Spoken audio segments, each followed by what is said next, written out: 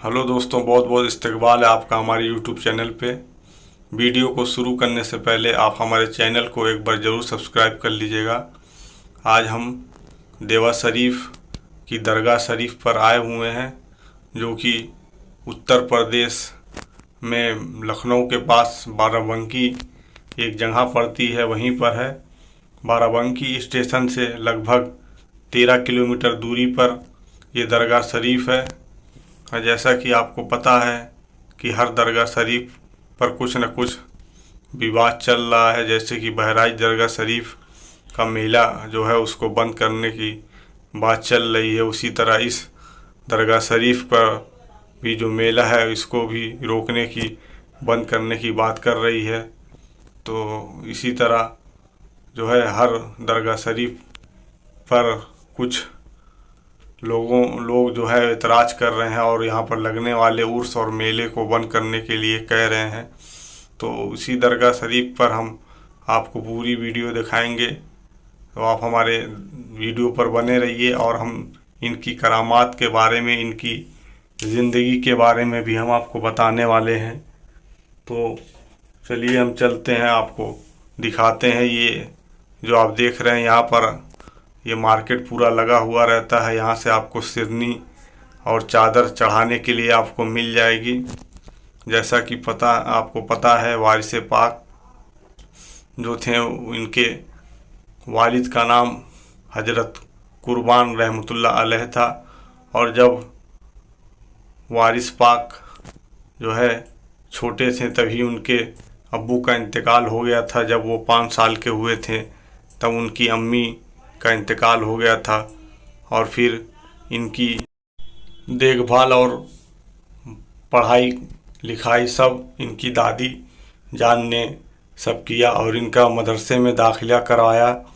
और ये बचपन से ही अल्लाह की इबादत में लगे रहते थे और बियाबानों और जंगलों में जाया करते थे, अल्लाह की इबादत किया करते थे।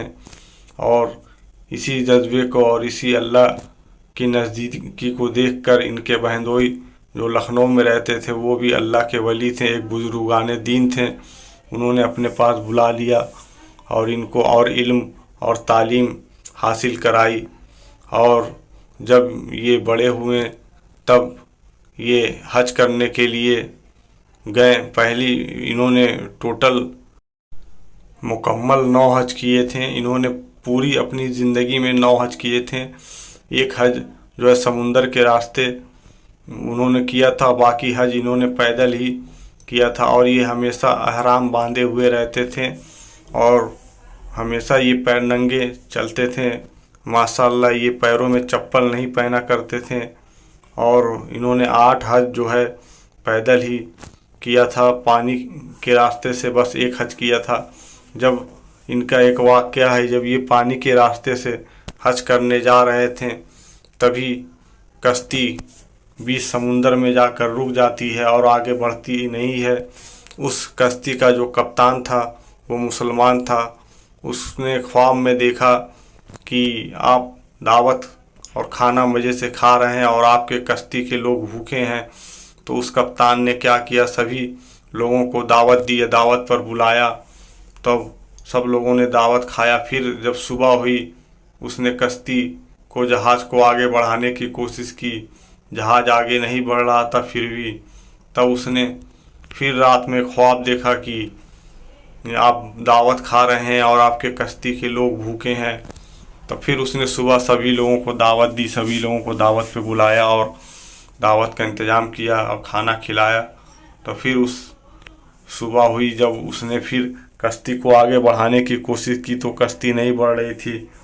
तब उसको लगा कि हमसे कुछ गलती हो रही है, कोई ऐसा जो है शख्स इस कश्ती में जो है वो भूखा है।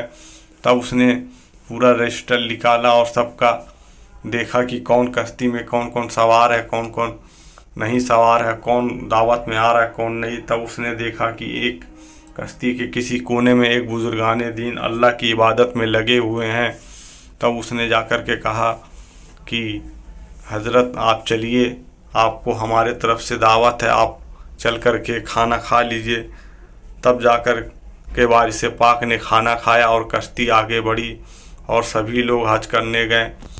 जाकर मक्का मदीना पहुँचे, वहाँ पर हज किया। और जब हज करने वारिस पाक वहाँ पर गए तो उन्होंने कई मुल्कों की जो है यात्रा की, कई मुल्कों में उन्होंने सफ़र किया, जैसे कि दमिश्क, मिस्र, शाम और तुर्की और ईरान, इराक, सभी जहाँ पर जाकर जो है वारिस पाक ने वहाँ पर दीन इस्लाम की बात को फैलाया और सभी जहाँ पर जाकर उन सभी जगह का उन्होंने सफ़र किया। और एक और वाक़या ऐसा है कि जब वो बहराइच के लिए शरीफ के लिए जा रहे थे तो रास्ते में एक नदी पड़ती है घाघरा, तो उस नदी को पार करना था। तो सभी ने कहा कि हम उनके साथ जो मुरीद थे कि इस नदी को हम कैसे पार करेंगे, कोई कश्ती भी नहीं दिख रही है। तब जो है वारिस पाक ने कहा कि आप सभी लोग जो है हमारे पीछे पीछे आइए, हम इसके आगे आगे चल रहे हैं। तो वारिस पाक जब उस नदी में गए तो वहाँ पर बहुत ही गहरा पानी था, हाथी के उतना डूबाव था। तब वारिस पाक जब आगे आगे चलने लगे तो वो पानी जो है उसका लेवल कम हो गया, वो घुटने तक पानी हो गया। जब तक वारिस पाक और उनके सभी शागिर्द पार नहीं हो गए तब तक पानी जो है घुटने तक ही था। तो इस तरह माशाअल्लाह वारिस पाक की ये करामात थी कि पानी भी जो है रास्ता दे देता था इनको। और ये देखिए, ये सामने जो है आप देख रहे हैं ये मज़ार शरीफ है। यहाँ पर ये वारिस पाक की मज़ार शरीफ बनी हुई है। ये देखिए चारों तरफ से हम आपको दिखा रहे हैं वारिस पाक का रोज़ा। जैसा कि आपको पता है बहराइच शरीफ दरगाह पे मेले पे रोक के लिए कुछ लोग आवाज़ उठा रहे हैं, उसी तरह इस दरगाह शरीफ पे भी उर्स और मेले को रोकने के लिए लोग आवाज़ उठा रहे हैं। लेकिन वारिस पाक की ऐसी करामात है कि लोग आवाज़ उठाते रहें, उनके आगे किसी की नहीं चलेगी। ये देख रहे हैं जो यहाँ पर ये बना हुआ है, यहाँ पर लोगों को ठहरने का इंतज़ाम किया जाता है। जो भी मुसाफिर आते हैं, वारिस पाक का ये कहना था, जो भी मुसाफिर आता था वो उनका 3 दिन का मेहमान होता था। 3 दिन वारिस पाक खाना जो है अपने यहाँ खिलाते थे और अपना मेहमान बना कर रखते थे। वो वारिस पाक का ऐसा कहना था, इसीलिए ये कमरे को बनाया गया है। जब भी कोई मेहमान आता है दूर दराज से तो उनका मेहमान की खातिरदारी और की जाती है, उनको खाना खिलाया जाता है 3 दिनों तक। यहाँ पर देखिए वज़ू बनाने का इंतज़ाम किया गया है, यहाँ पर लोग वज़ू बनाते हैं। और सामने ये छोटी सी मस्जिद बनी हुई है, इसमें लोग नमाज अदा करते हैं। वारिस पाक हमेशा अहराम बांधा करते थे और इस दरगाह शरीफ पर होली भी खेली जाती है। हर साल होली जब होती है तो यहाँ पर होली भी लोग खेलते हैं। वारिस पाक का कुछ ऐसा वाक़या था कि लोग यहाँ पर होली खेलते हैं।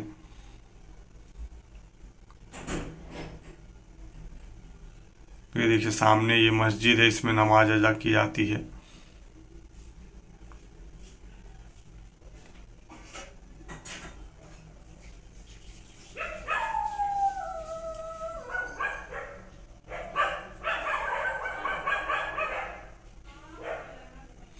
आप कभी भी लखनऊ आइए तो वहाँ से बाराबंकी स्टेशन पड़ता है, वहाँ पर उतर जाइए। वहाँ पर उतरने के बाद आप वहाँ से टेम्पो या ऑटो कुछ भी करिए तो 13 किलोमीटर दूरी पर ये दरगाह शरीफ है।